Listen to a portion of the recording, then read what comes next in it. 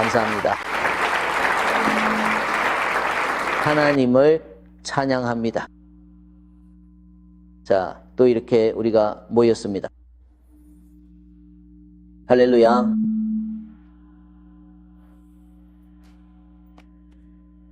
잠깐 여러분과 나누고 싶은 이야기가 있습니다. 약속드릴게요. 약속은 못 드리겠지만 1시간 이상은 안 넘기려고 노력하겠습니다. 알겠습니다. 여러분께 앞으로 나아가는 것에 대해 이야기하고 싶습니다. 우리는 이제 앞으로 나아가야 할 단계에 와 있습니다. 영적인 영역과 기회에 새로운 문들이 열리고 있습니다.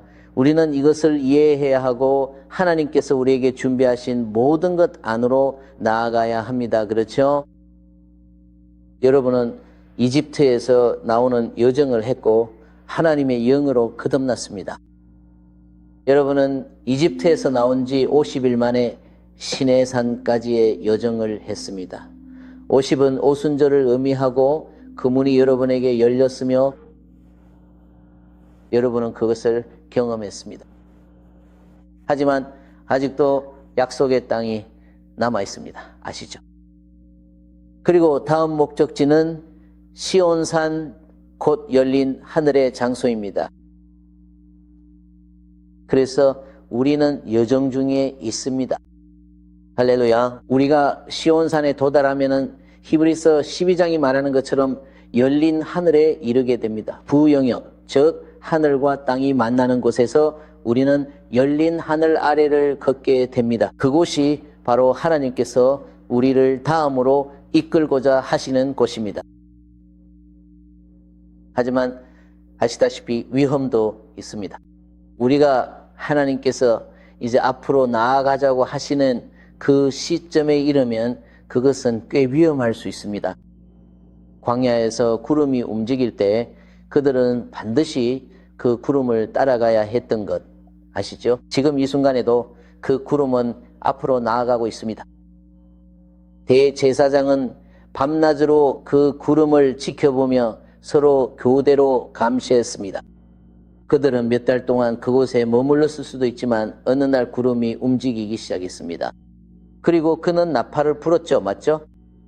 그 나팔 소리는 준비하라는 뜻이었습니다. 즉 준비하고 모든 짐을 싸기 시작하고 이동할 준비를 하라는 의미였죠. 그 다음에는 또 다른 종류의 나팔 소리가 있었는데 그것은 경보였습니다. 이제 구름이 움직이고 있다는 뜻이었죠. 만약 그 구름과 함께 움직이지 않으면 뒤처지게 됩니다. 그리고 광야에서 뒤처지면 더 이상 에어컨도 없었습니다. 그들은 낮에는 구름이 있어서 에어컨 역할을 했고 밤에는 불이 있어서 따뜻하게 해 주었습니다. 그리고 만약 그들이 구름을 따라가지 않았다면 광야에서 죽었을 거예요. 맞죠? 이제 구름이 다시 움직이고 있습니다. 올해 그리고 마치 이렇게 말하는 것 같아요. 나팔을 불어라. 아직 경보를 울리진 않았어요. 그 말은 시간이 얼마 남지 않았지만 우리는 그 지점에 가까워지고 있습니다. 구름이 움직이고 있습니다. 하나님께서 영원히 기다리실 수는 없잖아요. 맞죠? 그분께는 계획이 있습니다. 그분께는 목적이 있고 그 목적을 끝까지 지키십니다. 그래서 아시다시피 마태복음 20장 1절에 보면 천국은 마치 집주인과 같은 사람과 같다고 했습니다. 그가 아침 일찍 나갔죠. 포도원에 일할 일꾼들을 고용하려고 말입니다. 이 이야기는 우리가 잘 알고 있습니다. 그리고 그는 일꾼들과 하루에 한 데나리온을 주기로 합의했죠. 맞죠? 그래서 그들은 원하던 좋은 조건이라 판단하여 기꺼이 그 조건에 동의했습니다. 이 마이크를 더 위로, 더 가까이 아니면 아래로 옮겨야 할까요? 아무튼 그리고 그는 세 번째 시간에 나가서 다른 사람들을 보고 그들 역시 고용했습니다. 그는 11번째 시간에도 나가서 그들에게도 같은 금액을 주기로 약속했습니다.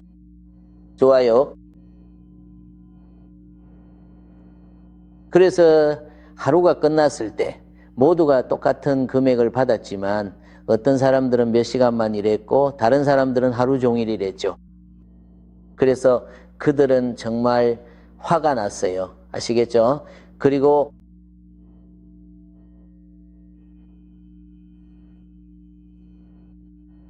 포도원 주인은 말했습니다. 당신 몫을 받아서 가시오. 우리가 그렇게 약속했잖아요. 맞죠? 그래서 그들은 정말 화가 났죠. 그가 무슨 이야기를 하고 있었던 걸까요? 왜 그는 이 비유를 말씀하셨을까요? 여러분도 아시다시피 수많은 세대의 그리스도인들과 기독교 지도자들 그리고 기독교 사역들이 있어 왔습니다. 그리고 아시다시피 저는 주님과 영국의 한 목사님을 통해 인도함을 받았습니다. 그리고 저희 부모님은 우리가 세상의 반대편으로 이민을 가기로 결정하셨죠. 알겠죠? 그리고 그 일이 일어난 거는 제 여동생이 꿈을 꿨기 때문이었어요. 그 꿈에서 그녀는 한 별이 영국을 떠나 세상의 반대편으로 가는 것을 보았습니다. 그리고 그 별이 제 얼굴로 변했습니다. 그래서 여동생이 어머니와 아버지에게 가서 이 꿈을 말씀드렸어요. 부모님은 이 일에 대해 기도하시고 우리가 영국을 떠나야겠다고 말씀하셨죠. 그리고 제 운명이 이루어지기 위해 세상의 반대편으로 가야 한다고 하셨습니다. 우리는 시기를 놓쳐선 안 될 순간들이 있습니다. 경건한 부모님을 둔 것은 큰 특권이라 생각합니다. 하지만 저를 주님께 인도해 주셨던 영국교회 목사님께서 1년 뒤 저희를 따라오셔서 세상의 반대편에서도 저희의 목사님이 되셨습니다.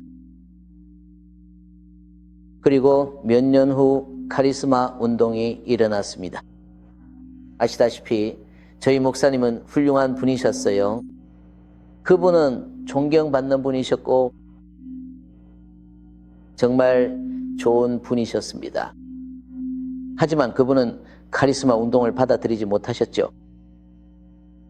그분은 그저 다른 시대, 다른 시기에 자라나셨기 때문이었습니다. 그분은 좋은 분이셨고 훌륭한 목사님이셨지만 새로운 것을 받아들이지 못하셨습니다. 그래서 그분이 사임하셨고 제가 교회를 맡아 목회를 하게 되었습니다.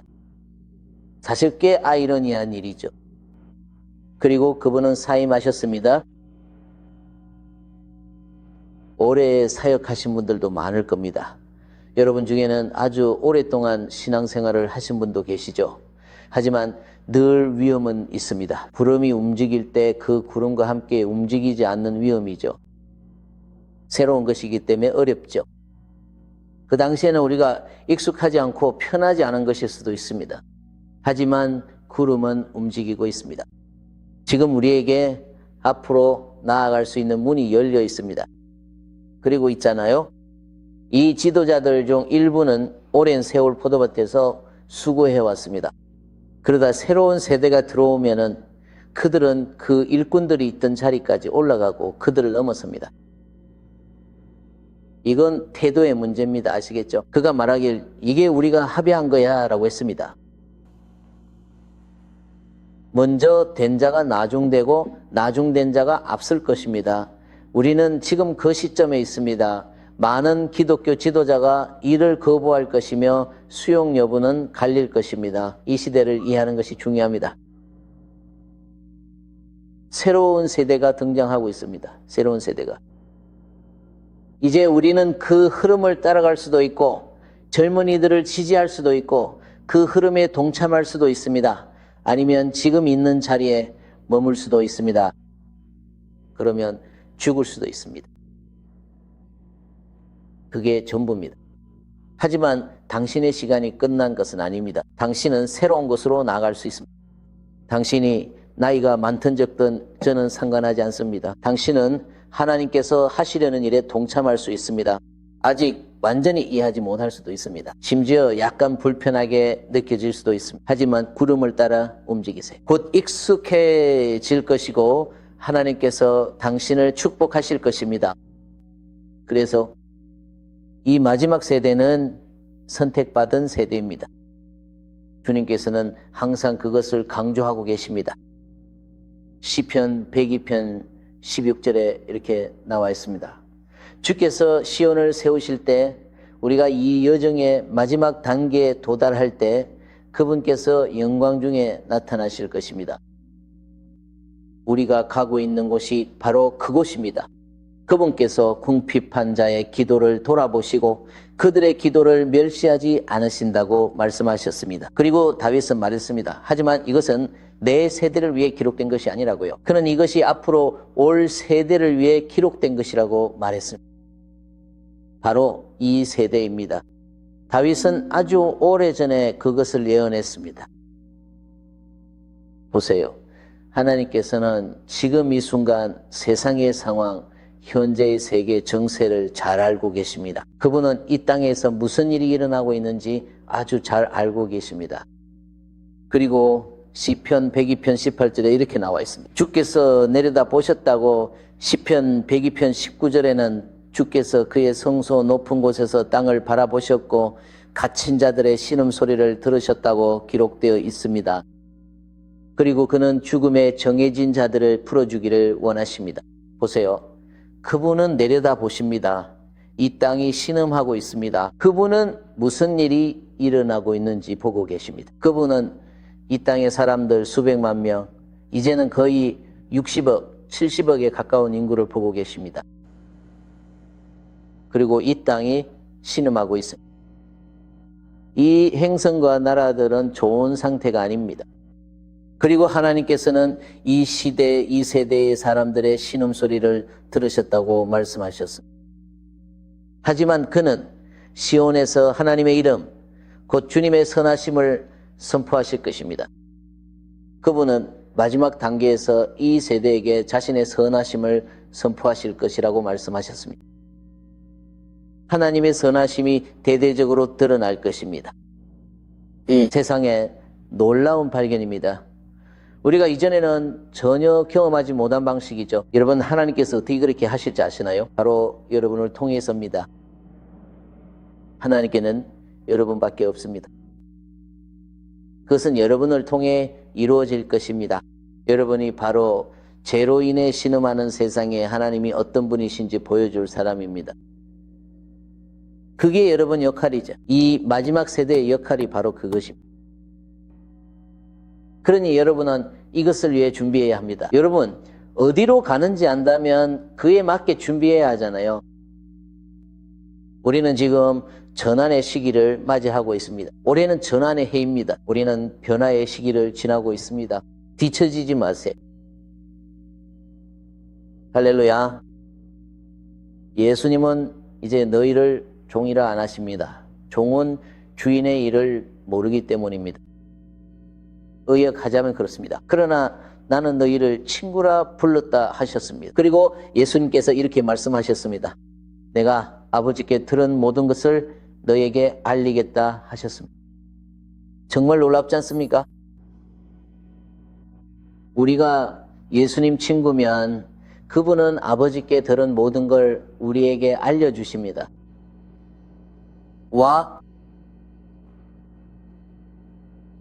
우리는 앞으로 나아가고 있습니다. 새로운 난로의 전환입니다. 이 과정은 힘들 수 있습니다. 위험할 수도 있습니다. 힘든 이유는 더 깊은 헌신과 결단, 기도가 필요하기 때문입니다. 위험한 이유는 갈망이 없거나 무관심하면 이 기회를 놓칠 수 있기 때문입니다. 하지만 그 구름이 움직이기 시작하고 있습니다. 며칠 전 밤에 주님께서 여러 가지를 제게 부어주실 때 제가 처음 본 것은 위를 올려다 봤을 때 가만히 서 있는 구름이었습니다. 그저 구름 하나였습니다. 그리고 그 구름이 움직이기 시작하는 것을 지켜봤습니다. 구름이 이렇게 움직이기 시작했습니다. 저는 와라고 생각했습니다. 많은 일들이 펼쳐졌습니다. 아시다시피 하나님은 세상 모든 상황을 아십니다. 하나님은 이 모든 것을 주관하십니다. 하지만 하나님은 여러분이 필요합니다. 하나님께서는 기록된 말씀을 주권적으로만 이루지 않으시고 바로 이 땅에 자신의 가족을 통해 성취해 나가실 것입니다. 바로 이 넓은 땅에서요. 그게 바로 이 모든 것의 핵심입니다. 그러니 하나님의 친구가 되는 것이 우리가 하나님 안에서 가질 수 있는 가장 높은 부르심입니다. 정말 그렇습니다. 마음이 청결하고 입술에 은혜가 있는 자에게 왕이 친구가 됩니다. 기억하십시오. 두 가지입니다. 깨끗한 마음, 깨끗한 입, 그리고 우리 입에 은혜가 있어야 합니다. 이것은 매우 중요합니다. 성경 시편에서요. 시편 24편 3절에 이렇게 나와 있습니다. 여호와의 산 곧 시온산 하나님 안에서의 마지막 자리 그 거룩한 곳에 오를 자가 누구인가? 손이 깨끗하고 마음이 청결하며 그 영혼을 허탄한 데 두지 아니하고 거짓 맹세하지 않은 자입니다. 이런 사람들이 바로 여호와의 산에 오를 수 있는 자들입니다. 그래서 우리는 여정의 마지막 단계로 나아가고 있습니다. 그리고 히브리서 12장 26절에 보면 그때는 그의 음성이 땅을 흔들었으나 이제는 약속하셨으니라고 나옵니다. 내가 한 번 더 땅만이 아니라 하늘도 흔들 것이다 라고 하셨습니다. 이것은 흔들릴 수 없는 것들이 남고 만들어진 것들, 즉 흔들릴 수 있는 것들이 제거됨을 의미합니다. 흔들릴 수 없는 것들은 남게 될 것입니다. 그러므로 우리는 흔들릴 수 없는 나라를 받게 됩니다. 보세요. 우리는 바로 그 자리에 있습니다. 새로운 왕국, 새로운 나라가 이 땅에 들어오고 있습니다. 그리고 여러분은 그 일부입니다. 이스라엘 대다수는 광야에서 사망했습니다. 그들이 천국에 갔을까요? 물론 갔습니다. 하나님께서 그들을 지옥에 보내신 것이 아닙니다. 그들은 하나님의 백성이었습니다. 하지만 그들은 약속의 땅에 도달하지 못했습니다. 그들은 자신의 운명을 완수하지 못했습니다. 그들은 자신의 부르심을 완수하지 못했습니다. 주로 불신 때문이었습니다. 하지만 그들은 결국 거기에 도달하지 못했습니다. 참 흥미롭죠. 옛 세대 중 오직 2명만이 새로운 세대로 넘어갔습니다. 2명, 여호수아와 갈렙, 오직 2명만이 넘어갔습니다. 그리고 우리는 바로 그 자리에 있습니다. 이제 건너갈 때가 된 거죠. 나중에 여러분께 나눌 것이 있지만 우리가 건너갈 수 있도록 열쇠가 주어졌습니다. 그래서 우리는 이것을 반드시 인식해야 합니다. 바울이 말했습니다. 이 일이 그들에게 일어났습니다 라고요. 고린도전서 10장 11절에서 그는 그들이 광야를 지나 약속의 땅으로 가는 여정에 대해 이야기하며 어떤 이들은 도달하지 못했고 어떤 이들은 도달했다고 말합니다. 고린도전서 10장에 보면 이 모든 일이 그들에게 일어났습니다 라고 되어 있습니다. 본보기가 되기 위해서이며 세상 끝이 우리에게 임한 우리를 훈계하기 위해 기록된 것입니다. 바로 이 세대입니다. 이것이 바로 이 세대를 위해 기록된 것입니다. 그러니 우리가 바로 그 자리에 있습니다. 하나님께서는 한 세대가 그 여정을 마치게 하실 것입니다. 여러분은 너무 늙지도 너무 어리지도 않습니다. 지금 제 말을 잘 들으세요. 수년 동안 많은 예언의 말씀이 주어졌죠. 맞습니까? 여러분 중에 70년대 은사운동을 겪으신 분이 얼마나 되시나요? 꽤 많으시군요. 괜찮으신가요? 그것은 하나님의 위대한 역사, 정말 놀라운 역사였습니다. 알다시피 그리고 은사운동 당시에도 많은 예언의 말씀이 주어졌지만 그중 많은 것들이 아직 성취되지 않았습니다. 그 예언들은 선지자들, 진정한 선지자들에 의해 주어졌습니다. 그때는 진짜 선지자가 많지는 않았지만 몇몇은 있었어요. 그리고 진정한 예언의 말씀들이 주어졌습니다. 사람들은 여러분처럼 그 하나님의 역사에 있었던 이들은 약속과 예언의 말씀을 받았지만 아직 성취되지 않은 것들이 있습니다. 그렇죠? 왜일까요? 그것들은 이 현재의 시대가 오기 전까지는 성취될 수 없었기 때문입니다. 우리가 앞으로 나아가지만 여러분이 받은 예언의 말씀은 아직 이루어지지 않았습니다. 저는 그런 예언들이 정말 많다는 게 생각납니다. 70년대에 주어졌던 진정한 하나님의 말씀인 예언들이 아직까지도 성취되지 않았습니다. 알다시피 오순절에 있을 때 받은 예언의 말씀들은 우리가 장막절의 삶을 걸을 때야 비로소 성취될 수 있는 경우가 있습니다. 무슨 말인지 이해하시겠죠? 이제 우리가 여기 있습니다. 우리는 새 시대에 들어섰습니다. 그 일들이 일어나지 않았고 성취되지 않았다고 생각할지 모릅니다. 여러분께 전하고 싶은 말은 지금이야말로 하나님께서 여러분에게 주신 모든 것이 펼쳐지기 시작할 때라는 것입니다. 예언의 말씀 무엇이든 하나님께서 여러분에게 주신 것들, 여러분은 그게 어떻게 됐지, 어디로 갔지 라고 생각할 수 있습니다. 그것은 아직 성취되지 않았습니다. 모든 일에는 때가 있습니다. 알다시피 때와 계절이 있는 법이죠. 그리고 우리는 지금 과거의 모든 예언의 말씀이 현재와 교차하는 시기에 있습니다. 그리고 하나님께서 여러분에게 수년 전에 주셨지만은 아직 성취되지 않은 것들이 2016년부터 이제 성취되기 시작할 것입니다.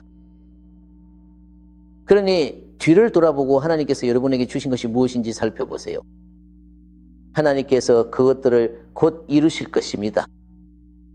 그리고 그중 일부는 여러분이 마지막 단계에 도달할 때까지는 성취될 수 없었습니다.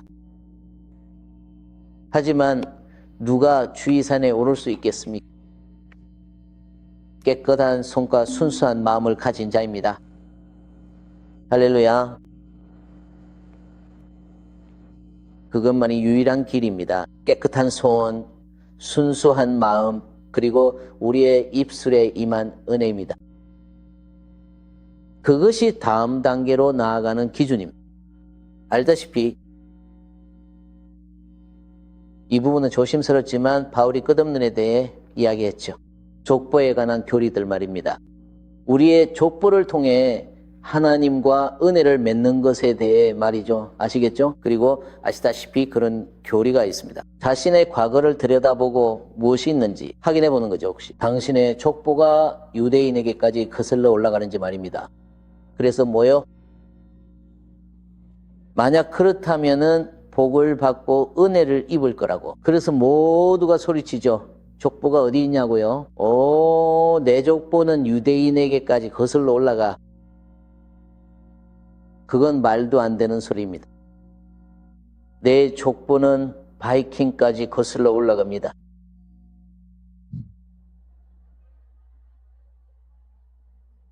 사실입니다. 사실 아직 불은 안 났지만요. 어쨌든 사도 바울도 아시다시피 이렇게 말했습니다. 신화와 끝없는 족보에 마음을 두지 말라고요. 디모데전서 1장 4절입니다. 그런 것들은 유익하지 않다고 했죠. 그리고 그는 계속해서 그게 목적이 아니라고 말했습니다. 그건 도움이 되지 않습니다. 그는 이렇게 말했습니다. 이 명령의 목적은 깨끗한 마음과 선한 양심, 그리고 진실한 믿음에서 나오는 사랑이다. 저는 모르겠고 신경도 안 씁니다. 만약 당신이 족보가 아브라함까지 직접 이어져도 당신에게 특별한 은혜가 주어지지 않습니다. 당신의 진짜 족보는 그리스도 예수 안에서 새롭게 창조되며 시작됩니다. 그런 것들에 휘말리지 마세요. 할렐루야. 제 아내의 조상은 절반이 아일랜드계입니다. 그리고 아시다시피 아일랜드 사람들은 영국 사람들과는 다릅니다.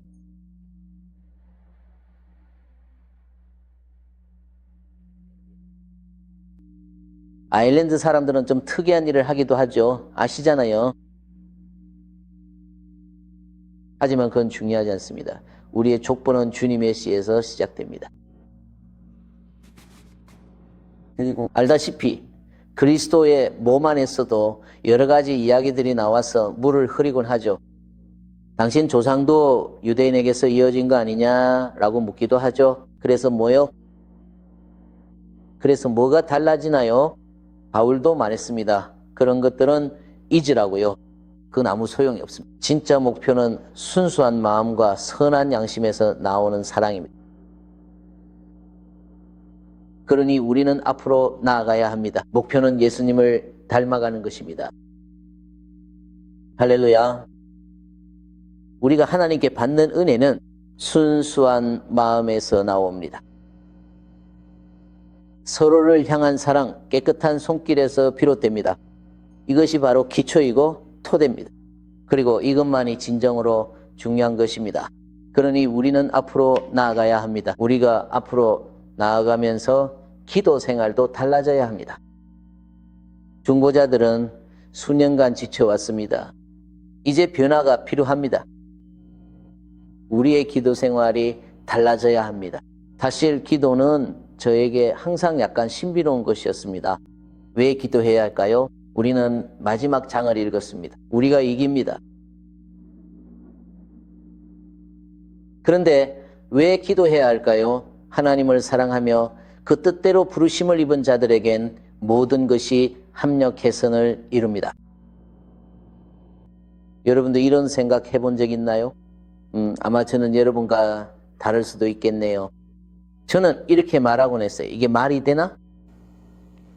우리는 결말을 알고 있습니다.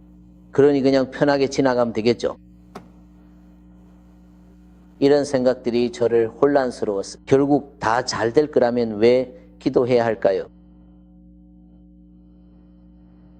이제 우리의 기도 생활에도 십자가가 적용돼야. 기도는 제가 말씀드리자면 기도는 우리에 관한 것이 아닙니다. 이제 더 이상 우리가 필요한 것에 관한 것이 아닙니다. 그건 바깥들의 사고방식입니다. 이제는 주님께서 하시고자 하는 일에 관한 것입니다. 우리의 기도 생활은 우리가 원하는 것에 맞춰져서는 안 됩니다. 하지만 주님께서 우리를 위해 원하시는 것과 주님께서 하시고자 하는 일에 관한 것입니다. 아시죠? 예수님께서 말씀하셨습니다. 마태복음 6장 31절에 무엇을 먹을까, 무엇을 마실까, 무엇을 입을까 염려하지 말라고 하셨습니다. 이런 것들은 이방인들이 구하는 것이나 하늘 아버지께서는 너희에게 이것들이 필요함을 아십니다. 먼저 하나님의 나라와 그의 의를 구하라. 그러면 이런 것들을 위해 따로 기도할 필요가 없을 것입니다. 당신이 운명을 이루는 데 필요한 모든 것은 자동으로 더해질 것입니다. 그것들을 굳이 구하지 않아도 됩니다. 먼저 하나님의 나라와 그 안에서의 당신의 자리를 구하세요. 그러면 그 일을 이루는 데 필요한 모든 것이 더해질 것입니다. 예수님께서 그렇게 말씀하셨지만 우리는 그것을 믿지 않습니다. 여러분 알다시피 만약 여러분이 하나님께서 여러분에게 맡기신 일을 하고 있다면 그 일을 이루는 데 필요한 모든 것이 필요한 때에 자동으로 더해질 것입니다. 여러분에게는 사람들과 상황들과 환경들과 교차하게 될 것이고 모든 것이 하나로 어우러질 것입니다. 우리는 자꾸만 돈과 필요한 것들을 위해 기도해 주세요라며 요구하곤 하죠. 그런데 이런 식의 기도는 너무 운에 맡기는 것 같지 않나요? 어떨 때는 되고 어떨 때는 안 됩니다. 우리는 거기서 더 나아가야 합니다. 우리는 그분과 함께 다스리도록 부름받았습니다. 아시겠죠? 우리는 그분과 함께 일하도록 부름받았습니다. 아시다시피 아담은 이 지구에 대한 권세를 받았습니다. 지구에 대한 권세를 받았다는 건 정말 놀라운 일이었죠. 그리고 그가 그것을 잃어버렸음을 우리는 알고 있습니다. 하지만 아시다시피 하나님께서는 이 지구가 사람의 손에 맡겨졌다고 말씀하셨습니다. 그리고 하나님은 그것을 거두어 가지 않으셨습니다. 하나님은 그것을 아담에게 주셨습니다. 이것이 네가 할 일이다. 이 모든 것이 내 것이야. 아담, 이제 이곳을 천국처럼 만들어라. 무슨 뜻일까요? 아담은 완벽한 환경인 에덴 동산에 있었습니다. 알겠죠? 시편 115편 16절입니다. 하늘, 곧 하늘들의 하늘은 여호와의 것이지만 땅은 그가 사람의 자녀들에게 주셨다 혹은 맡기셨다라고 되어 있습니다. 이것은 정말 놀라운 선언입니다. 정말 놀랍습니다. 알다시피 예수님께서 누가복음 4장에서 광야에 계셨을 때 사탄이 그에게 와서 말했습니다. 이 세상의 모든 나라들을 보라. 이 나라들은 내 것이다. 왜냐하면 내게 주어졌기 때문이다 라고 했습니다. 누가 그에게 그것을 주었습니까? 사탄입니다. 사탄이 아담에게서 그것을 넘겨받았습니다. 그는 타락했습니다. 그는 이 세상, 이 지구 전체를 다스릴 권한을 가지고 있었지만 그것을 내주었습니다. 예수님께서는 사탄이 인용한 그 말에 반박하지 않으셨습니다. 사탄은 이것들은 내게 주어졌다고 말했습니다. 이제 그것들은 내 것이 되었다고 했습니다.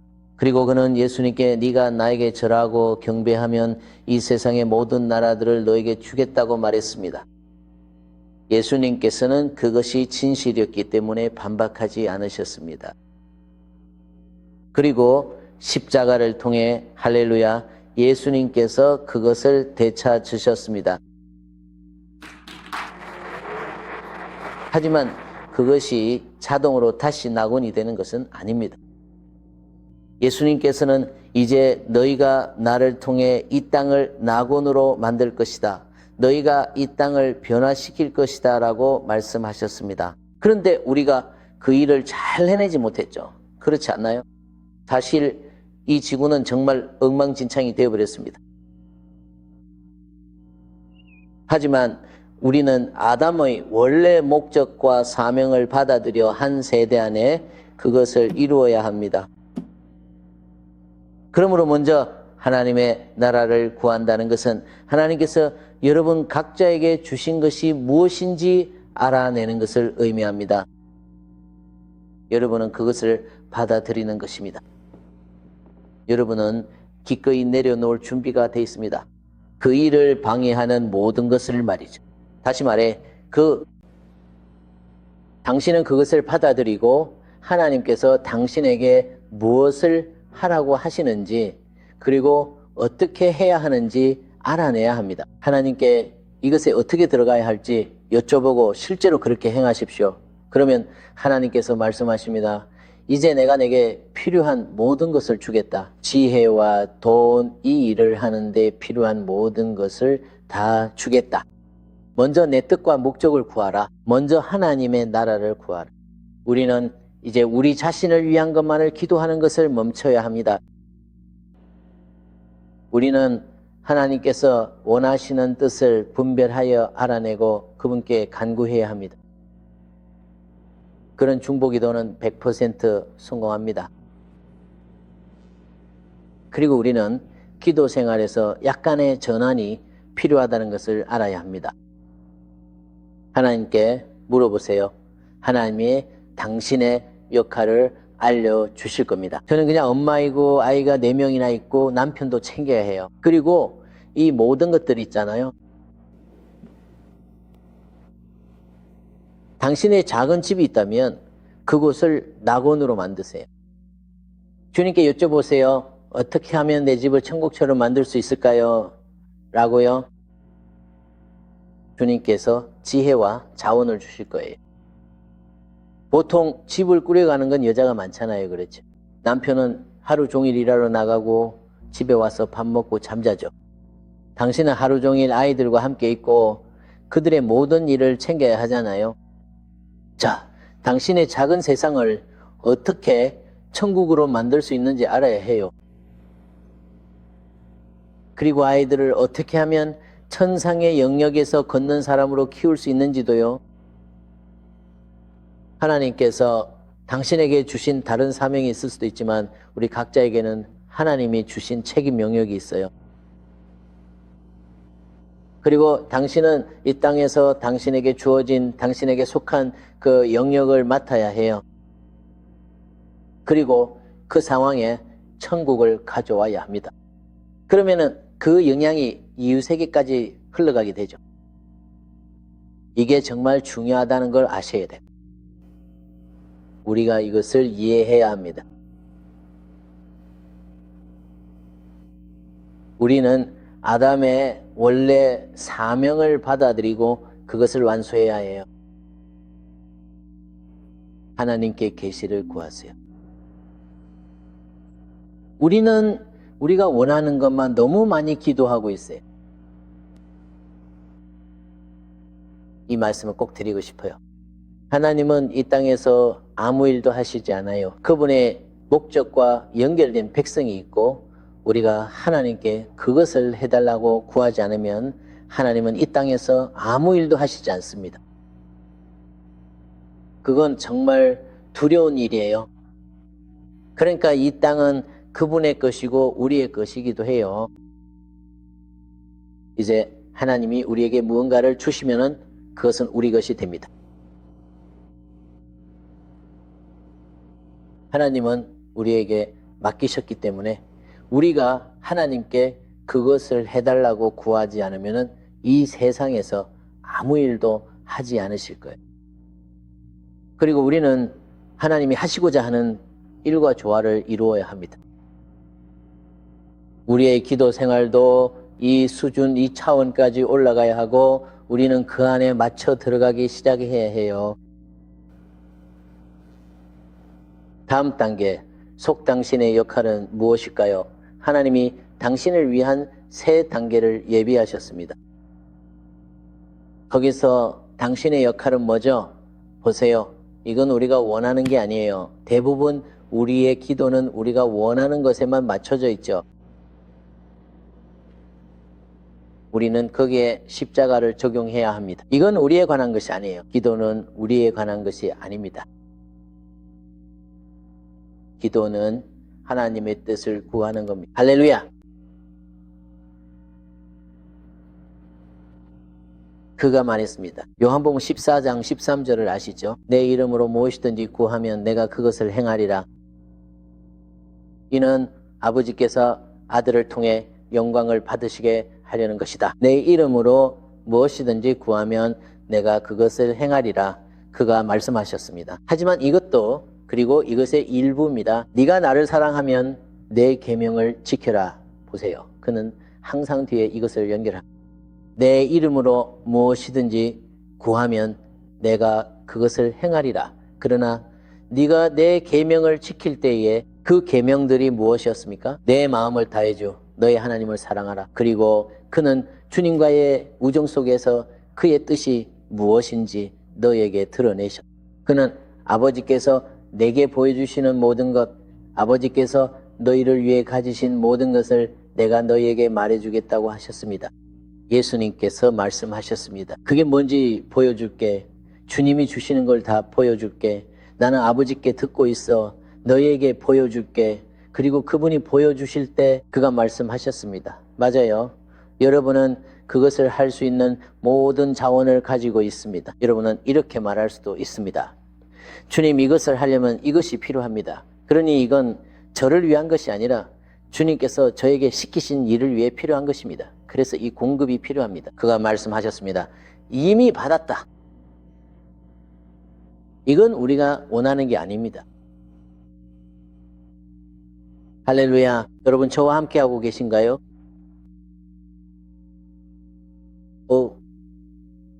요한복음 15장 16절 너희가 나를 택한 것이 아니라 내가 너희를 택하였다.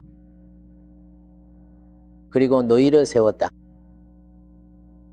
이는 너희가 가서 열매를 맺고 그 열매가 항상 있게 하려 함이니 그리하면 너희가 내 이름으로 아버지께 구하는 것은 무엇이든지 그분께서 너희에게 주실 것이다.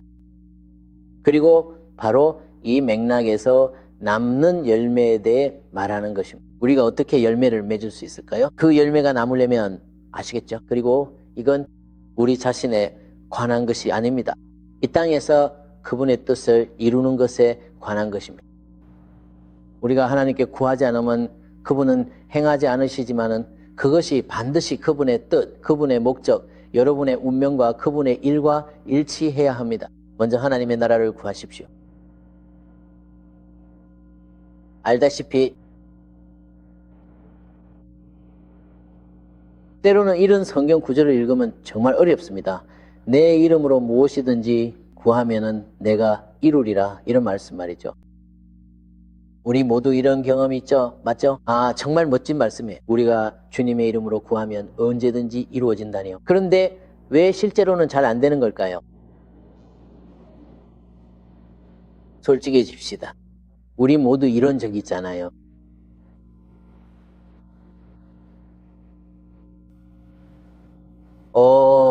할렐루야. 할렐루야. 알다시피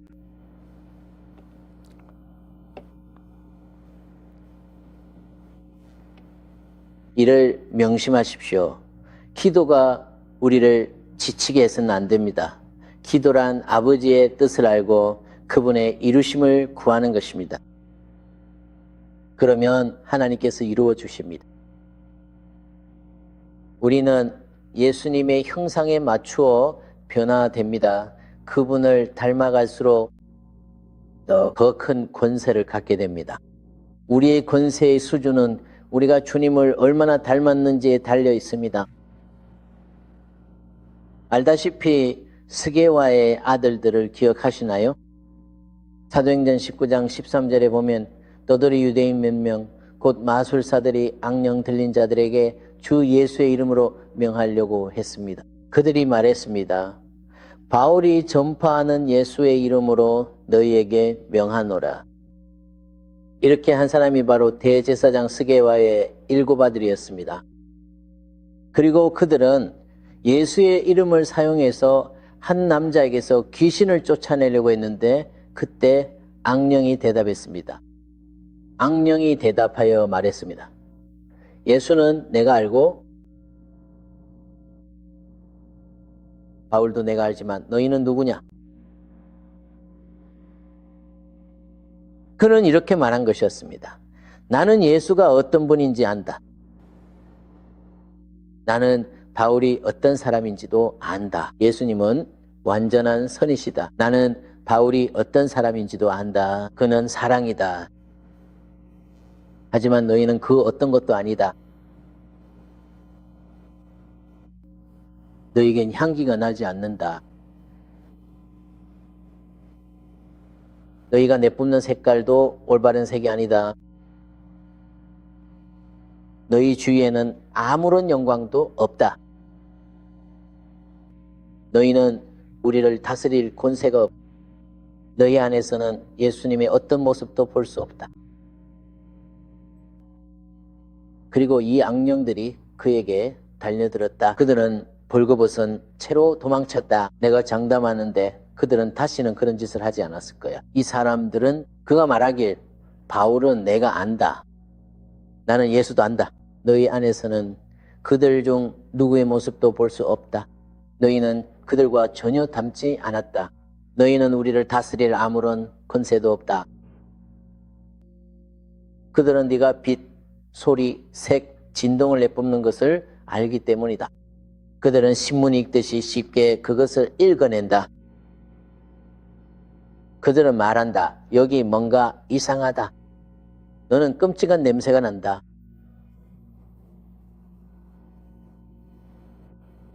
우리는 모두 항상 뭔가를 내뿜고 방출한다. 내 색깔도 제대로 맞지 않아.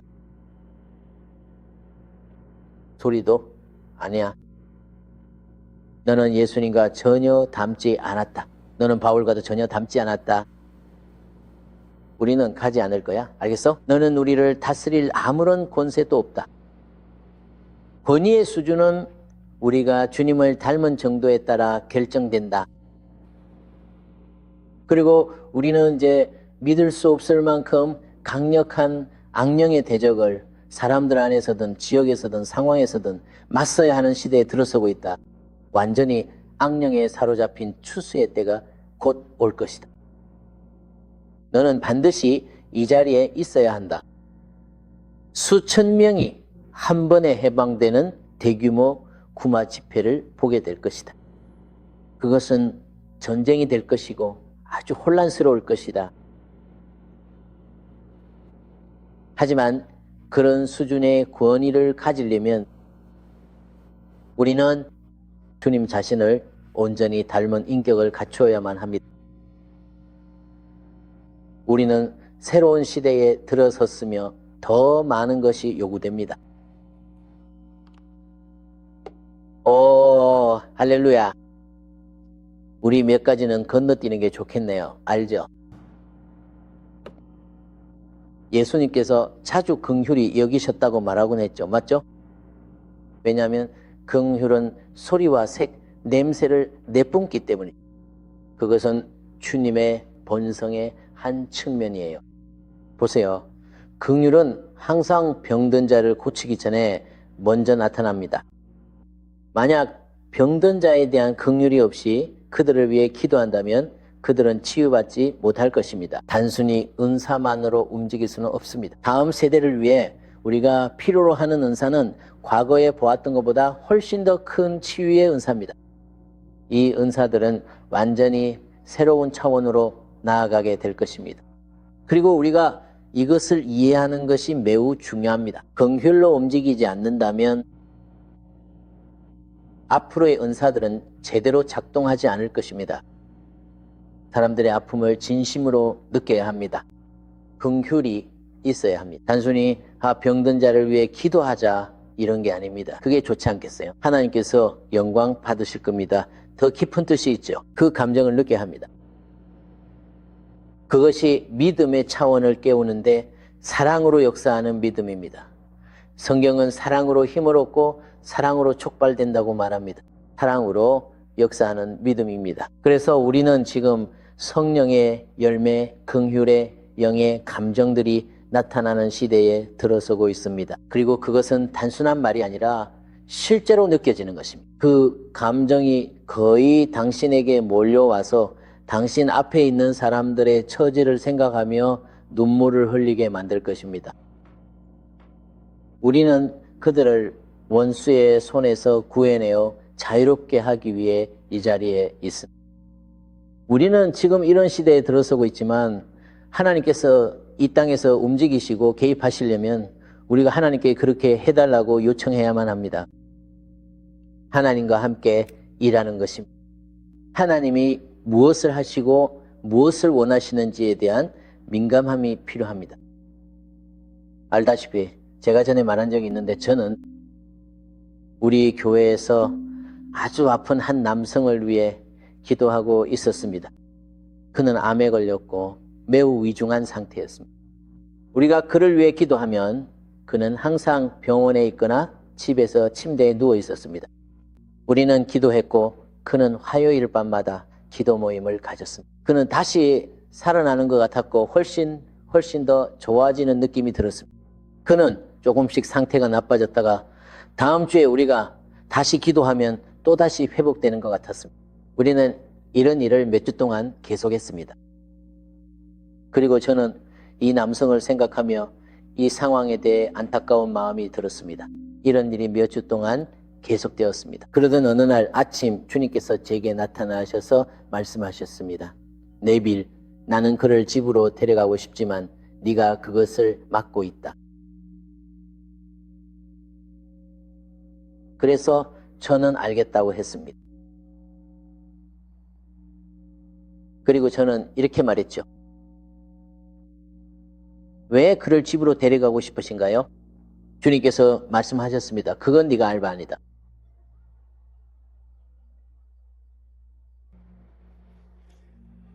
알겠습니다. 하지만 저는 그가 이 시점에 집으로 가는 것이 매우 중요하다는 느낌을 받았습니다. 화요일 밤 기도에서 주님께 물었습니다. 주님, 이걸 어떻게 설명할까요? 주님께서 말씀하셨습니다. 내가 한 말을 그대로 전해라. 알겠습니다. 주님께 말했어. 주님, 이 일 비난받으세요. 저는 주님께 말했습니다. 주님, 주님께서 저에게 기도를 멈추라고 하셨습니다. 그 남자는 곧 죽게 될 것입니다. 주님께서 말씀하셨습니다. 하나님께서는 그를 저편에서 쓰실 목적이 있으시다. 그게 무엇인지는 나도 모르지만 오늘 밤은 그를 위해 기도하지 않는다.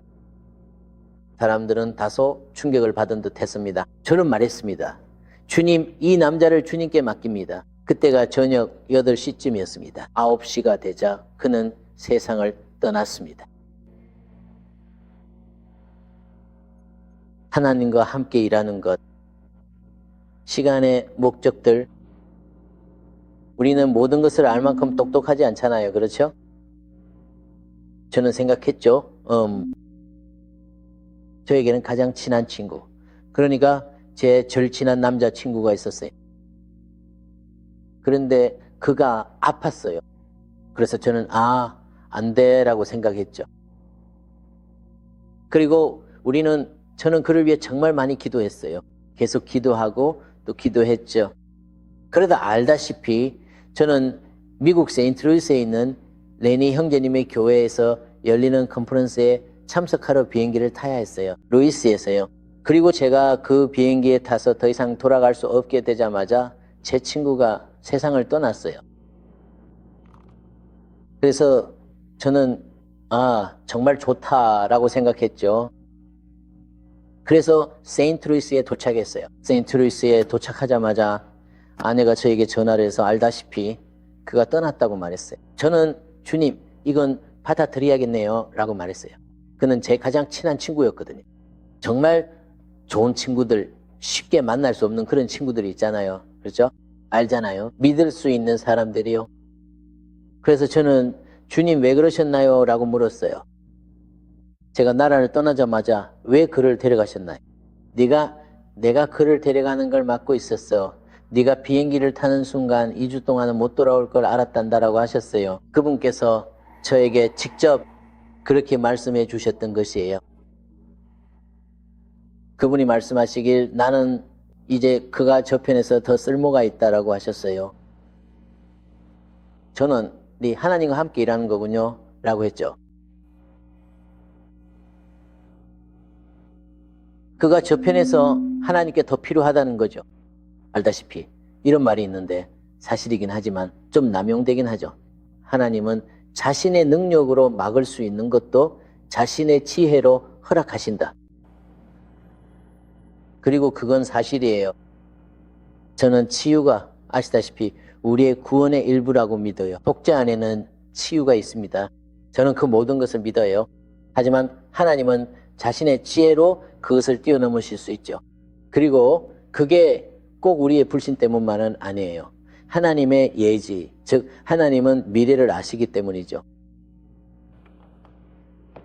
만약 하나님이 여러분에게 이렇게 물으신다고 해봅시다. 지금 이 기독교 남성이 죽어가고 있어요. 맞죠? 그리고 그는 치유될 수 있지만 만약 지금 그를 치유하면 그는 앞으로 인생을 더 살아가면서 신앙에서 멀어지고 하나님을 떠나게 될 거예요. 자, 이제 그를 치유할 건가요? 아니면 그냥 죽게 둘 건가요? 여러분의 질문은 무엇이겠습니까? 답은요, 그를 보내드리세요. 하나님과 함께 일하는 것이죠.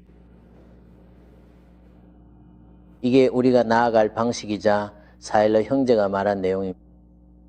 예수님은 오직 아버지께서 하시는 것을 보신 것만 하셨죠. 저는 엄청난 치유 운동이 곧 올 것이라고 믿어요. 죽은 자를 살리는 일이 너무 흔해져서 더 이상 큰 기적으로 여겨지지 않을 겁니다. 알겠죠? 그리고 아시잖아요. 원하지 않는 사람들도 있고. 제 또 다른 친구가 우리 모임에서 죽었어요. 알겠죠? 그리고 그 자리에 의사도 있었는데 제가 주님 그는 가지 않을 겁니다 라고 말했어요. 그래서 우리는 그를 들어서 교회 앞에 있는 의자에 앉혔어요. 그리고 우리는 기도하고 또 기도하고 약 3시간 동안 기도했어요. 그런데 갑자기 그가 숨을 쉬었고 우리 모두가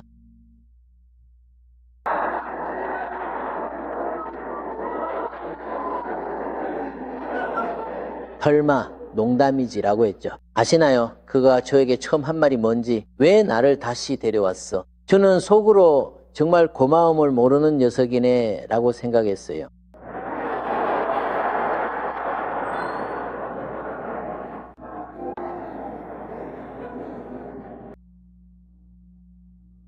그는 천국에서 9개월 전 정면 충돌 사고로 숨진 젊은 부부와 함께 이야기를 나누고 있었다고 말했습니다. 그들은 이 교회를 위해 기도하고 있어요. 천국에서 계속해서, 그리고 나는 그들과 함께 있고 싶었어요. 지금요, 그의 아내가 제 옆에 서 있었어요.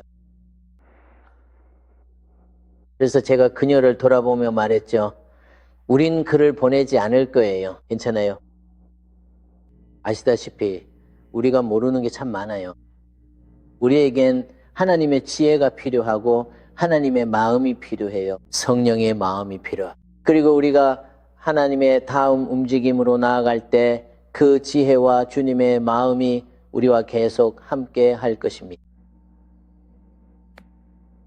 그래서 우리가 그분과 함께 일할 수 있는 거예요. 알겠죠?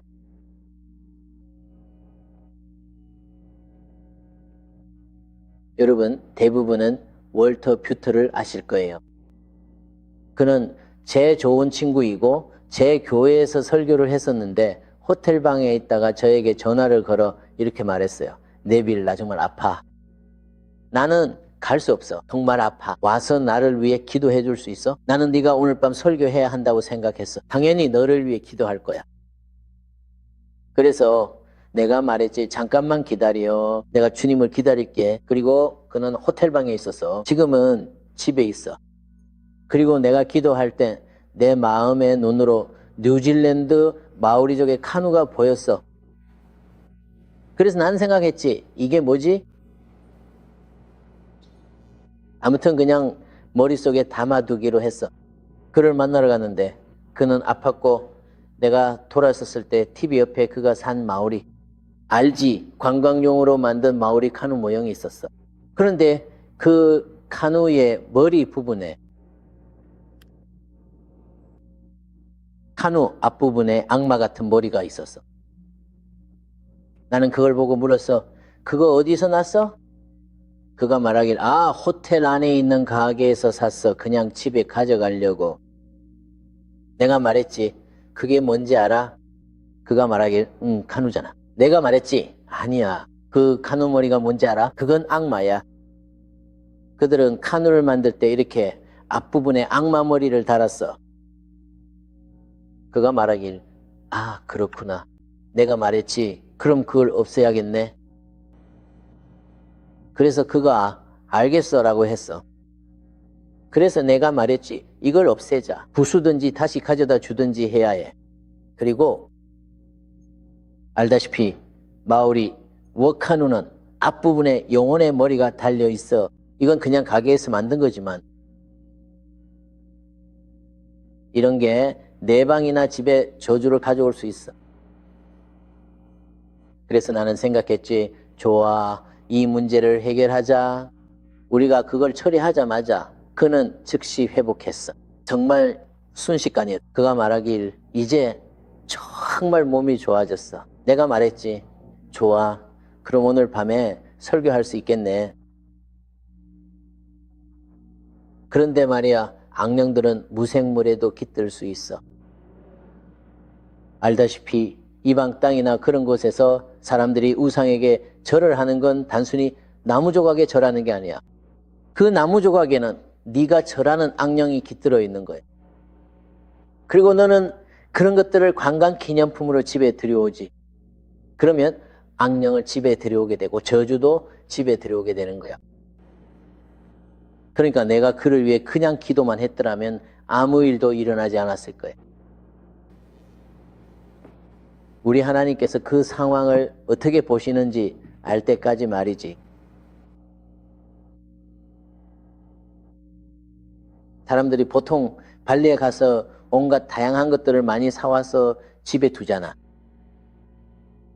네가 집에 무엇을 들여오는지 모르는 거야. 코끼리 신의 그림을 집에 들여오면 그 악령들도 함께 집에 들여오는 거야. 여기 분위기가 조용해지네. 이건 사실이야. 알다시피 인도네시아에서는 거의 모든 호텔에 가루다의 이미지가 있어. 그 지역을 다스리는 천사야. 그래서 나는 가루다 항공을 타자. 바르다는 그 지역 전체를 지배하는 영이야 타락한 천사지. 거의 모든 호텔 로비에 있어. 그리고 그 작은 조각상들을 집에 가져와서 집안에 두기도 해. 어쨌든 그게 오늘 주제는 아니야. 어떻게 이 얘기로 넘어갔지? 그래, 알겠어. 우리는 주님께 민감해야 해. 맞아? 할렐루야. 이제 넘어가자. 구름이 움직이고 있고 우리도 함께 움직이고 있어. 우리는 변화의 과정을 겪고 있어. 알다시피 네가 빛보다 어둠을 더 많이 내뿜고 있다면 그건 뒤로 가고 있는 거야. 하지만 네가 어둠보다 빛을 더 많이 내뿜고 있다면 앞으로 나아가고 있는 거야. 그런데 내 입에서 나오는 말과 내 마음속에서 생각하는 것들이 결국 빛이나 어둠을 내뿜게 돼. 그리고 그 비율이 네가 얼마나 변화하고 있는지를 결정하지. 그래서 우리가 입에 대해 많이 이야기했던 거야. 정말 중요하거든. 그리고 알다시피 마태복음 6장 13절에 이렇게 나와 있어. 그러나 내 눈이 악하면 온몸이 어둠으로 가득할 것이다. 그러므로 내 안에 있는 빛이 어둠이라면 그 어둠이 얼마나 크겠느냐. 과학자들은 암흑물질과 반물질을 말하죠.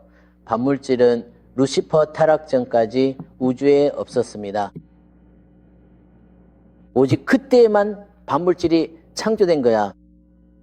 그리고 그건 마치 어둠의 권세와도 같아. 어둠의 권세들, 당신이 말을 하면 그 말로 인해 어둠이 당신의 마음, 태도, 생각, 정신, 감정에 퍼지거나 아니면 빛을 내보낼 수도 있습니다. 그리고 만약 당신이 빛보다 더 많은 어둠을 내보내고 있다면 당신은 뒤로 가고 있는 것입니다. 예수님께서 말씀하셨죠. 나는 세상의 빛이다. 맞습니까? 그런데 그분이 또 말씀하셨죠. 이제는 너희가 세상의 빛이다.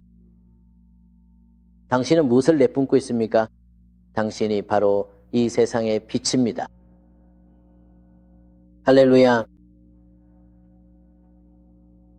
당신이 하는 말은 근본적으로 당신의 신체에 영향을 미칩니다. 근본적으로 그렇습니다. 그래서 우리는 조심해야 합니다. 이 모든 것들을 지금 바로 잡아야 합니다. 제대로 정렬하세요. 생사와 복이 혀의 권세에 달려 있다는 것이 바로 바꿀 수 없는 법칙입니다. 그래서 제가 계속해서 그 점을 강조하는 것입니다. 우리는 인생의 목적과 운명으로 시작합니다.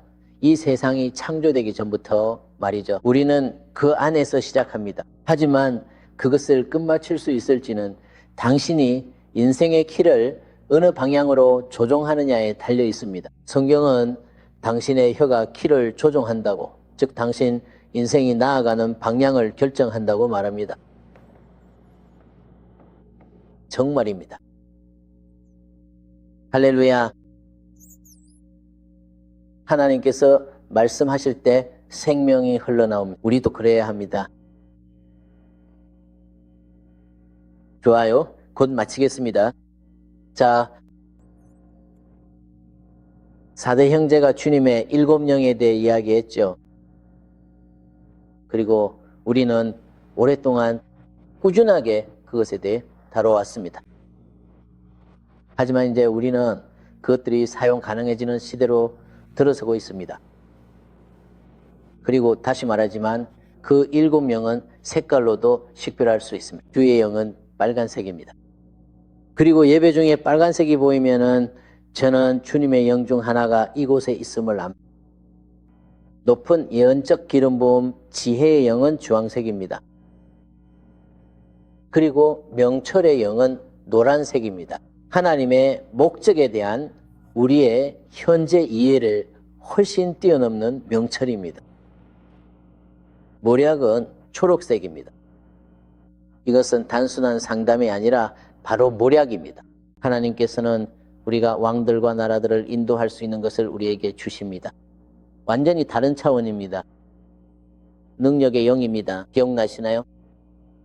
삼손에게 능력의 영이 임했었죠. 알고 계시죠? 다윗의 용사들 말입니다. 파랑입니다. 지식입니다. 하나님의 더 높은 목적에 대한 통찰력은 남색입니다. 여호와를 경외하는 마음은 보라색에서 발산됩니다. 찰스 피니는 여호와를 경외하는 영이었던 천사와 함께 움직였습니다. 그는 그냥 버스나 트램에 올라탔을 뿐인데 차 안에 있던 모든 사람들이 회개하기 시작했습니다. 그는 아무 말도 하지 않았는데 말이죠. 그 힘은 어디서 온 걸까요? 어느 사업가가 그에게 제 직원들과 공장을 위해 기도해 주셨으면 합니다라고 말했습니다. 그는 네, 가겠습니다라고 했죠. 그리고 그가 한 일이라고는 그냥 들어간 것뿐인데 모두가 무릎을 꿇고 회개하고 있었습니다. 아직 말할 시간도 없었는데 말이죠. 이것이 바로 이 세대에 임하고 있는 주의 두려움의 영입니다. 여러분이 그 안으로 들어가면 어디를 가든지 그 영이 여러분과 함께 할 것입니다. 이제 이 모든 것들이 우리에게 열리고 있습니다. 할렐루야.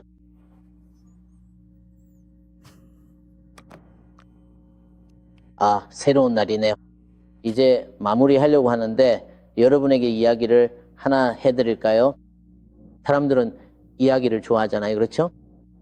그런데 보세요. 때때로 저와 제 가족에게 일어나는 일들이 단지 저만을 위한 것이 아닐 때가 있습니다. 그것들은 하나의 표적이거나 징조이고 하나님께서 자신의 몸인 교회에서 곧 하실 일에 대해 저에게 정보를 주는 것입니다. 이걸 설명할 수는 없지만 저는 평생 이런 경험을 해왔습니다. 어떤 일들은 저에게 일어나고 여러분은 그건 그냥 나한테만 일어난 일이야 라고 생각할 수도 있죠. 아니요. 저에게 일어나는 일들 중 일부는 표적입니다. 모든 사람이 이런 경험을 하는 것은 아니지만 저에게는 이렇게 일어납니다. 저에게 일어나는 일 혹은 곧 일어날 일은 그리스도의 몸 안에서 일어날 일의 표적입니다. 자, 제가 한 교회의 목사로 있을 때 주님께서 3월 18일에 저에게 말씀하셨습니다. 2000년 제 생일날 주님이 말씀하셨죠.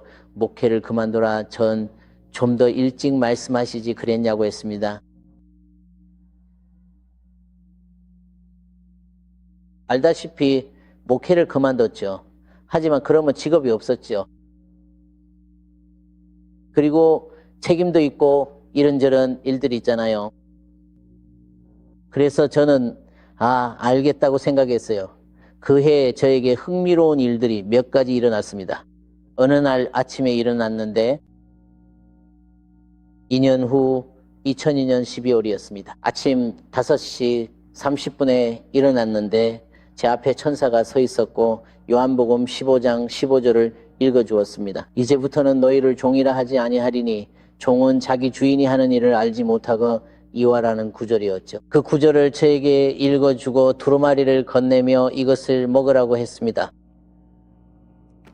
저는 알겠다고 생각했죠. 저는 이게 뭐죠? 라고 물었습니다. 저희 어머니는 늘 먹는 걸 조심하라고 하셨거든요. 이게 뭐죠? 그러자 그는 이것은 내 남은 인생의 계획이 담겨 있다고 말했습니다. 저는 먹어야겠다고 생각했습니다. 알다시피 그래서 저는 그걸 먹었습니다. 그 해는 2002년이었습니다. 그리고 저는 알았습니다. 제 인생의 마지막 계획들이 이제 막 펼쳐지기 시작한다는 것을요. 2년 후 2004년 1월 21일이었어요.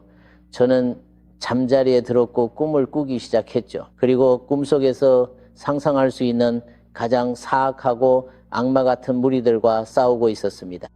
정말 끔찍했어요. 그리고 저는 깨어났고 신이시여 다행이다 라고 생각했죠. 그걸 넘기고 다시 꿈속으로 빠져들었습니다. 이런 일이 밤새도록 계속됐어요. 그리고 마지막에는 훨씬 더 심해졌습니다. 정말 더 심각해졌어요. 제가 겪었던 그 기괴하고 악마적인 전투는 말로 표현할 수가 없습니다.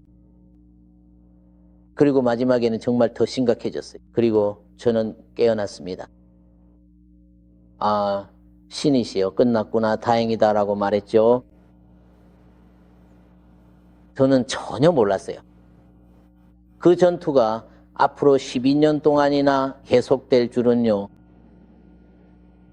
만약 그때 하나님께서 저에게 그걸 말씀해 주셨다면 아마 저는 포기했을 거예요. 아시잖아요.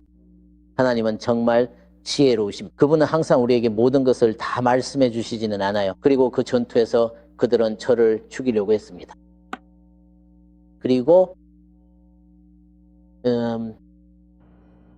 그 전투의 꿈을 꾼 다음날 밤 저는 또 다른 꿈을 꾸었습니다.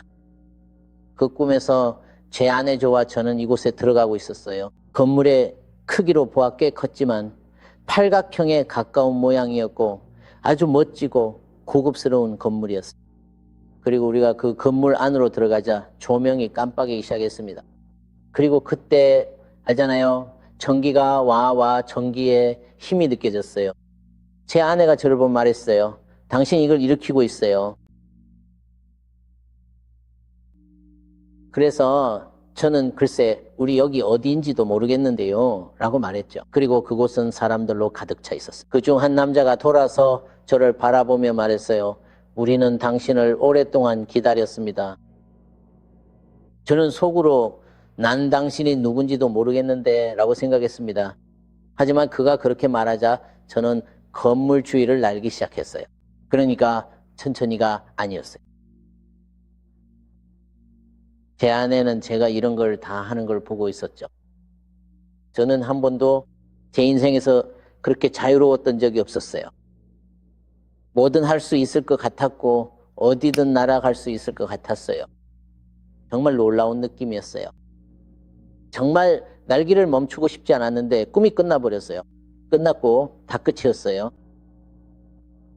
저는 생각했죠. 한 꿈에서는 사악한 무리들과 싸우고 다음날 밤에는 환상적이고 완전히 다른 장면에서 자유롭게 있는 거예요. 이게 다 무슨 의미일까? 저는 앞으로 12년이 더 이어질 줄은 전혀 몰랐어요. 그래서 그냥 그러려니 했죠. 그래서 그냥 그걸로 끝냈어요. 뭘 어떻게 해야 할지 몰랐거든요. 그런데 2002년쯤에 사람들이 저에게 성경 구절을 전해주기 시작했어요. 예를 들면 수십 번이나 어떤 분은 주님이 이 구절을 전하라 하셨다더군요.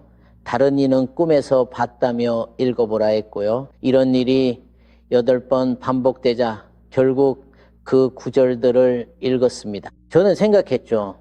그래 민수기 32장 그래서 읽었고 민수기 32장을 처음부터 끝까지 다 읽었어요. 그리고 생각했죠. 이게 무슨 의미인지 정말 모르겠는 거예요. 이건 약속의 땅에 들어갈 때 있었던 이야기였어요. 그리고 한 지파, 요셉의 지파와 다른 몇몇이 우리는 요단강 동쪽에 머물고 싶어요 라고 말했죠. 거기가 우리 가축에게 좋으니까요. 그래서 우리는 거기에 머물겠다고 했어요. 하지만 다른 지파들은 화가 났어요. 그들은 그건 너희한테는 괜찮겠지라고 말했죠. 하지만 우리 땅을 얻어야 하며 유산을 받아야 합니다. 앞에는 수많은 전투가 남았습니다. 그래서 모세가 말했죠. 알겠다고. 이건 이런 이야기예요. 그가 말했어요. 너희는 가축과 물건들은 거기에 두고 그 땅에 두어라. 그리고 너희는 형제들과 함께 싸우러 가라. 그리고 그 일이 끝나면 다시 이 동쪽 땅으로 돌아와도 된다. 그리고 그곳은 가축을 키우기에 좋은 땅이었어요. 그리고 그곳은 야곱의 사다리가 있었던 땅이기도 했죠. 그곳은 나중에 대부분의 예언자들이 살았던 땅이기도 했어요. 그리고 저는 생각했죠. 이게 무슨 의미일까? 그것에 대해 곰곰이 생각해 봤어요. 우리는 그것에 대해 기도했어요. 그리고 저는 글쎄요. 이 모든 게 정확히 무엇을 의미하는지 잘 모르겠다고 생각했어요. 그때 저는 미국에 있는 파솔리니 교회에 가고 있었어요. 아마 파솔리니 교회였던 것 같아요. 그리고 예배가 끝난 후 한 남자가 저에게 다가와서 이렇게 말했어요. 이걸 당신이 가졌으면 좋겠어요. 그것은 두루마리였어요. 그래서 저는 니라고 말했죠. 사람들이 우리에게 뭔가를 주곤 하는데 그걸 비행기에 들고 가는 게 정말 쉽지 않거든요. 그런데 그 두루마리는 이만큼 컸고 그는 저에게 이 이야기를 들려주고 싶어요 라고 했어요. 그는 이걸 드리려고 미국을 가로질러 비행기를 타고 왔어요 라고 말했어요. 저는 그렇군요 라고 생각했어요. 그래서 저는 그게 뭐죠? 라고 물었어요. 그는 제 아버지는 미군이었고 독일을 가로지른 부대와 함께 싸우고 있었어요 라고 말했어요. 그리고 그는 그들이 심한 공격을 받아서 폭격당한 시나고그 유대교 회당 안에 몸을 숨겼어요 라고 했어요. 흥미로운 이야기였죠. 그의 아버지가 보니 시나고그는 폭격으로 완전히 폐허가 된 상태였어요. 그리고 그는 벽에 걸려있는 그림을 봤다고 했어요. 그래서 그는 그 그림을 벽에서 떼어내고 액자를 분리했는데 전부 히브리어로 되어 있었다고 했어요. 그래서 그는 그것을 말아서 셔츠 안에 집어넣었어요. 다음 날 그들은 계속 싸웠어요. 결국 그 남자는 미국으로 돌아오게 됐어요. 이게 1914년쯤의 이야기예요. 그가 유모차를 시나고그에서 꺼내서 말아가지고 집으로 돌아온 거죠. 이제 그는 세상을 떠났고 그의 아들이 그것을 가지고 있어요. 하나님이 아들 꿈에 나타나 네빌 존슨에게 주라 하셨고 저는 알겠다며 감사히 받았죠. 집에 가져와 보니 온통 히브리어라 출처를 알 수 없었습니다. 그래서 저는 그것을 근처 시나고그에 가져갔어요. 그가 말하길 이걸 어디서 구하셨어요? 라고 했어요. 그에게 상황을 설명하며 이건 못 드려요 라고 했죠. 그는 그쪽으로 가려고 했거든요. 아시죠? 그래서 저는 알겠습니다 라고 했어요. 이 두루마리에 뭐가 적혀 있었는지 아세요? 신명기에서 나온 모든 성경 구절들이었어요. 이스라엘 지파들이 싸우지 않으려고 하다가 결국 갈등에 휘말리는 내용의 구절들이었죠. 정확히 똑같은 성경 구절들이었어요. 정확히요. 그리고 주님께서 저에게 주셨던 그 지점에서 딱 끊겨 있었어요. 그래서 저는 하나님 이건 정말 중요한 것 같은데 무슨 뜻인지 전혀 모르겠어요 라고 했어요. 그래서요 저는 그걸 계속 주님 앞에 두고 기도했지만 아무런 계시도 받지 못해서 결국 두루마리를 말아서 보관해 두었어요. 2016년 올해 문득 그 두루마리가 어디에 있을지 궁금해지기 시작했어요. 그러던 중 누군가가 예언의 말씀을 보내줬는데 이제 차고를 정리할 때다. 어쩌면 네가 떠나야 할지도 모른다는 내용이었어요. 저는 참 이상한 말이네라고 생각했죠. 차고를 정리해야겠다는 생각이 들었어요. 그래서 잦은 이사로 짐이 많아 차고에 쌓여 있었어요. 언젠가 정리하기로 마음먹고 6시간 동안 박스를 비우며 내용물을 확인했죠. 어떤 건 버리고 어떤 건 남기고 아내들은 그거 버리지 마라고 하고 저는 이건 버릴 거야 라고 말했죠. 그때 그 두루마리가 나왔어요. 그리고 저는 일주일 전쯤에 그게 어디 있을까 하고 생각했었죠. 그 두루마리를 집어드는 순간 하나님의 능력이 온몸을 감쌌어요. 그게 올해 초의 일이었어요. 하나님의 능력이 저를 완전히 적셨죠. 저는 와 하고 놀랐어요. 그리고 또 다른 작은 노트 즉 일기장을 집어들었는데 거기에는 15년 전 그 오랜 세월 전에 제가 썼던 것들이 들어있었어요. 저는 주님 이게 뭔가요? 싶었죠. 저만을 위한 게 아님을 알았고 이 일이 그리스도의 몸 전체와 관련됨을 깨달았습니다. 2016년에 갑자기 이 모든 것이 서서히 다시 떠오르기 시작했던 것이죠.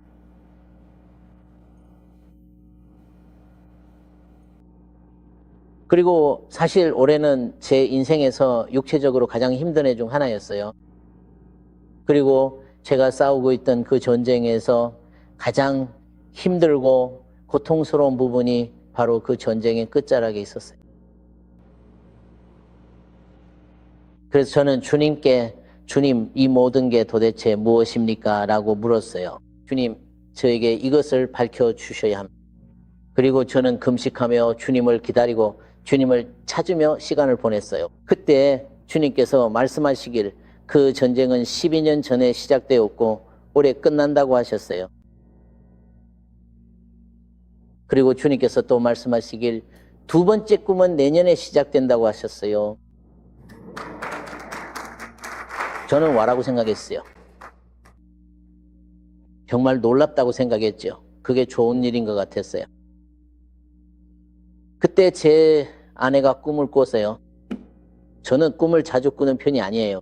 제 아내가 저보다 꿈을 더 자주 꿔요. 아내의 꿈에서 그녀는 4, 5명의 여자친구들과 함께 큰 길 모퉁이에 서 있었어요. 그리고 그 여자들이 와, 같이 가자고 말했어요. 그들은 같이 쇼핑하러 가자고 했어요. 그래서 그들은 함께 걸어갔어요. 그리고 조가 말했어요. 조는 제 아내의 오랜 친구로 학교 다닐 때부터 알고 지낸 친구예요. 그 친구와 제 아내는 학교를 같이 다녔어요. 그들은 세례를 받았어요. 같은 교회에서 같은 시기에 거듭나고 물세례도 받고 성령 세례도 받고 침례 교회에서 쫓겨나기도 했어요. 이 모든 일이 같은 시기에 일어났죠. 그래서 평생 동안 아주 가까운 친구였어요. 하지만 지금은 4,000마일이나 떨어진 곳에 살고 있어요. 그런데 그 친구가 이 꿈에 나왔고 아내가 말하길 나는 그들을 따라 빨리 걷기 시작했어 라고 했어요. 친구가 정말 멋지게 차려입었고 훨씬 더 날씬해진 걸 알아챘어요. 그녀는 이제 덩치가 큰 여자야. 알다시피. 그리고 저와 같은 나이죠. 그래서 저는 조는 나도 같이 가야겠다라고 생각했어요. 그리고 내가 도착했을 때 그들은 초록색 이중문 밖에 서 있었고 그 문은 닫혀 있었어요. 그리고 그들이 조에게 말했어요. 열쇠 있어 라고요. 이것이 열쇠 말이에요. 그리고 그녀가 말하길 잘 모르겠어 라고 했어요. 아마 내 핸드백 안에 있을지도 몰라. 글쎄, 여성의 핸드백이 어디 있는지 알죠? 그건 끝이 없는 구멍 같아요. 한번 뭔가가 그 안에 들어가면 다시는 나오지 않는 것 같아요. 그리고 그녀는 그 안을 뒤지고 있었어요. 어쨌든 결국 그녀가 열쇠를 찾았어요. 알겠죠? 그리고 그녀가 열쇠를 문에 꽂으니 문이 그냥 열렸어요. 아주 부드럽게요. 그때 그녀가 말했어요. 나는 꿈에서 그녀는 남편이 그 가게, 그 상점의 주인 혹은 공동 주인이라고 느꼈어요. 그리고 있잖아요. 물론 그곳은 의류 매장이었어요. 드레스도 많고 옷걸이와 옷들도 가득했죠. 그리고 그녀는 그 꿈에서 깨어나기 시작했어요. 그녀는 이 이중 초록색 문에 대한 열쇠를 가지고 있었어요. 그곳은 옷으로 가득 차 있었죠. 그리고 제가 떠나기 직전에 4,000마일이나 떨어진 곳에 사는 그녀 여자친구가 전화를 해서 나 너희 집에 머무르러 갈 거야 라고 말했어요. 네빌이 미국에 있는 동안 이 이야기가 현재와 연결되는 거죠. 그건 우연이 아니었어요. 그래서 저는 그렇구나 라고 생각했죠. 이제는 정말 멋지고 더 날씬하고 건강해 보이고 젊어진 절친이 찾아온다는 거예요. 그래서 저는 그건 영적인 영역에서 일어난 일이지 아직 현실은 아니야 라고 생각했어요. 그 다음날 밤 그녀는 또 꿈을 꿨어요. 그녀가 말하기를 나는 오래된 스타일의 아주 크고 멋진 집에 살고 있었어 라고 했어요. 나는 뒷베란다밖에 서 있었고 두 남자가 뒷문을 통해 베란다로 들어왔어요. 전 이 두 남자를 알아요. 그들은 형제였고 이름은 존과 데이비드였죠. 그녀는 그들을 오래전부터 알고 있었어요. 그리고 제가 물었죠. 어떻게 내 집에 들어왔어요? 그리고 저는 그들을 강하게 꾸짖으며 말했어요. 당신들은 내 집에 있을 권리가 없어요. 그러자 마청이 말했어요. 나는 열쇠가 있어 라고 했죠. 그래서 제 아내가 말했어요. 그 열쇠를 내놔요. 당신이 내 집 열쇠를 가지고 있으면 안 돼요. 그리고 그녀는 알다시피 그가 열쇠를 건네주자 잠에서 깨어났어요. 교회 꿈 이야기를 조 목사님께 나눴어요. 왜냐하면 그는 꿈 해석을 잘하거든. 그는 이 두 꿈이 연결돼 있다고 느꼈어요. 그 문은 고린도전서 6장 9절 두 개의 초록색 이중문이죠. 기억나세요? 그리고 고린도전서 16장 큰 문이 내게 열렸으나 대적하는 자가 많다는 구절이요. 그리고 그렇게 보였어요. 그리고 지금이 바로 이 초록색 이 중문을 통과할 때입니다. 그리고 그 오래된 집 알다시피 우리가 그 집에 머문다면 그것은 하나님의 옛 역사입니다. 그건 과거이고 종교적인 옛 움직임이죠. 이제는 앞으로 나아가야 할 때입니다. 그리고 저는 이것에 대해 생각해 봤어요. 하지만 저는 이런 생각도 했어요. 조가 열쇠를 가지고 있었어요. 비록 그 열쇠가 아주 깊은 핸드백 바닥에 있었지만요. 그녀가 그 열쇠를 가지고 있었어요. 그리고 오늘 아침에 일어났을 때 저는 그 열쇠에 대해 생각했어요. 조가 그 열쇠를 가지고 있었죠. 그 열쇠가 무엇일까요? 그리고 주님께서 말씀하셨어요. 그 열쇠는 2016년이라고요. 그 해에 문이 열립니다. 바로 올해입니다. 그 문, 그 초록색 이중문이 열리고 있어요. 저는 12년 동안 싸워왔어요. 마지막에는 더 심해졌고 그게 바로 올해였어요. 정말로 더 심각했어요. 만약 시키나 예배센터에서 저를 위해 기도해 주지 않았다면 저는 이겨낼 수 없었을지도 몰라요. 아시다시피 저는 교회가 없어요. 시키나가 제 교회요. 비록 제가 멀리 살고 있지만요. 그분들이 저를 위해 기도해 주지 않았다면 정말 감사한 일이에요. 왜냐하면 올해는 정말 힘든 해였거든요.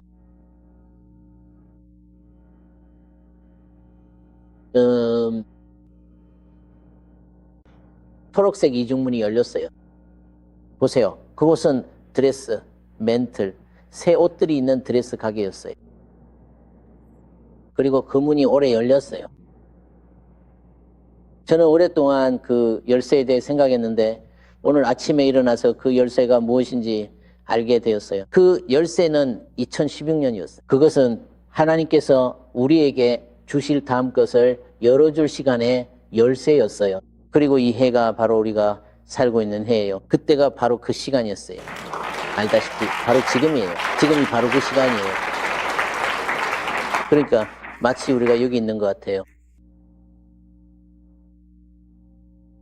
우리는 하나님의 거룩한 계획과 목적 안에서 지금 이 순간 매우 특별하고 구체적인 시점에 도달하게 된 것이라고 볼 수 있습니다. 이제 우리에게 작년에는 없었던 것들이 가능해졌어요. 지금 문들이 열리고 있어요. 우리는 하나님 안에서 더 높은 영역, 더 높은 목적, 더 큰 기름 부음, 더 큰 은사, 여러분이 무엇이라 부르든 여러분의 목적이 무엇이든 그곳으로 나아갈 수 있어요. 이것은 여러분에게 열려 있어요. 우리는 앞으로 나아갈 수 있어요. 왜냐하면 이제 구름이 움직이고 있으니까요. 아니면 우리가 있는 자리에 머무를 수도 있죠. 여러분이 말할 수도 있어요. 어디로 가야 할지 모르겠어요.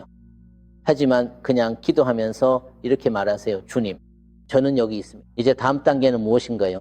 제 삶의 다음 단계가 무엇인지 보여주세요. 이것을 어떻게 나아가야 하나요? 시대가 변하고 있어요. 그리고 우리는 오늘 이 시간에 여기 살아 있습니다. 우리 모두에게는 기회가 주어져 있어요. 그리고 그 오랜 12년의 기간 동안 내게 일어났던 일은 교회가 겪고 있던 과정이기도 했어요. 정말 힘든 싸움이었죠. 아시겠죠? 할렐루야. 하지만 올해는 문이 열리고 있습니다. 이중 초록색 문이요. 초록색은 생명을 의미합니다. 새로운 종류의 생명이죠. 신성한 생명, 새로운 종류의 생명입니다. 이제 여러분을 위해 기도하겠습니다. 아버지, 주님의 선하심과 은혜에 감사드립니다. 주님, 때와 계절이 주님의 손에 있습니다. 주님께서는 계획이 있으시고 정하신 시간이 있으십니다. 올해 새로운 문이 활짝 열리고 있음에 주님께 진심으로 감사드립니다. 새로운 계절입니다. 이제 우리에게 많은 새로운 것들이 열려 있습니다. 이전에는 누릴 수 없었던 것들입니다. 주님, 이중 초록색 문이 우리에게 열려 있습니다.